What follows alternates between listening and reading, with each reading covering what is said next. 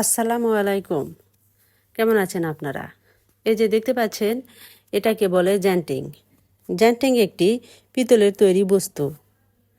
এটা দেখতে পাচ্ছেন জুতার মতো, আবার কেটলির মতো হয়, পাখির ঠোঁটের মতো সরু নল বিশিষ্ট হয়। তো আমি প্রথমে মোমটা চুলার আঁচে আস্তে করে আঁচ দিয়ে অল্প আঁচে আস্তে আস্তে নাড়তে হবে, নাড়াচাড়া করতেই হবে। তারপর মোমটা গলে যাবে। এই ফুটন্ত মোম জ্যান্টিংয়ের ভিতরে নিয়ে সুন্দরভাবে ডিজাইন করতে হবে। এটা অবশ্যই গরম থাকতে হবে। গরম না হলে কিন্তু জ্যান্টিংয়ের যে নল আছে নলের ভিতর আটকে যাবে। জ্যান্টিং পদ্ধতিতে রং করার জন্য অবশ্যই ফ্রেমে কাপড়টি আটকে নিতে হবে। তো আমি একটা বড় বলের মধ্যে কাপড়টা শূন্যর উপর রেখেছি। জায়গা স্বল্পতার কারণে আমি দেখাতে পারিনি।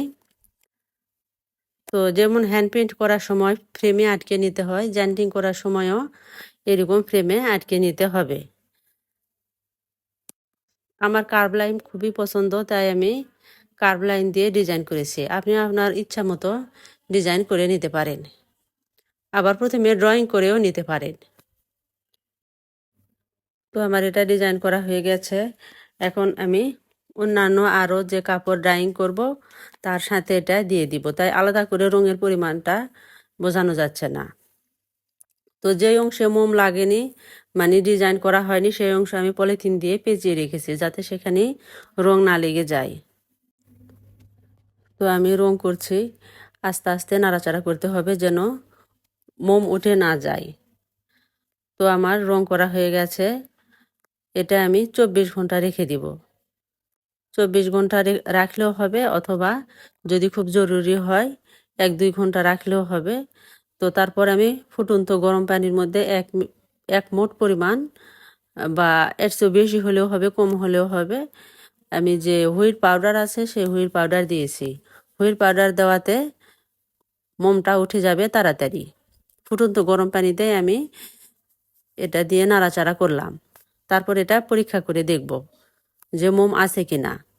যদি মোম থাকে আবারও অন্য একটা পাতিলে, এই পাতিলেও হবে, অন্য একটা পাতিলে দিলেও হবে, আমি আবারও ভালো করে নাড়াচাড়া করবো। এই গরম পানিতে বেশি করে নাড়াচাড়া করতে হবে। গরম পানির যত গরম পানি ভালো থাকবে, বেশি গরম পানি ফুটন্ত থাকবে, মোমটা উঠে যাবে তাড়াতাড়ি। যদি কোনো কারণে হালকা একটু মোম লেগে থাকে, তো সেটা কাপড় শুকানোর পরে ইস্ত্রি করলেও, উপরে একটা পেপার বিছিয়ে ইস্ত্রি করলে মোম উঠে যায়। আর এই যে মোমটা যে গরম পানির মধ্যে যে আমি কাপড়টা ভেজালাম, এই পানিটা যদি রেখে দেই তাহলে যে উপরে একটা চর্বির মতো পড়বে। তো এই মোমটা আবারও রেখে দিলাম। পরবর্তীতে আবারও যদি আমি চুলায় জাল দেই, আগের মতো যদি দেখলেন, আবারও আমি এটা ব্যবহার করতে পারবো।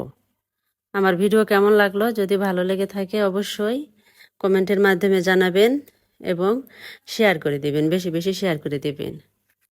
এতক্ষণ আমার পাশে থাকার জন্য আপনাদের অসংখ্য ধন্যবাদ। আল্লাহ হাফেজ।